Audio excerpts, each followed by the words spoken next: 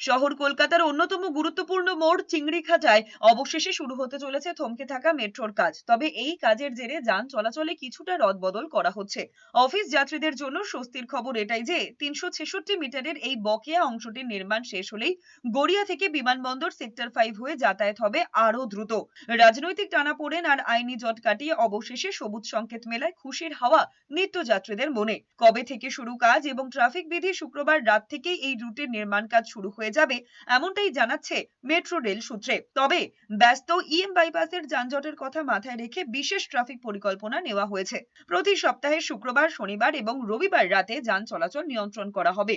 রাত 10টা থেকে ভোর 5টা পর্যন্ত এই বিধি কার্যকর থাকবে। তবে পরিকল্পনা মতো এগোলে পুজো বা বড়দিন নাগাদ মেট্রো পরিষেবা শুরু হয়ে যেতে পারে বলেই খবর।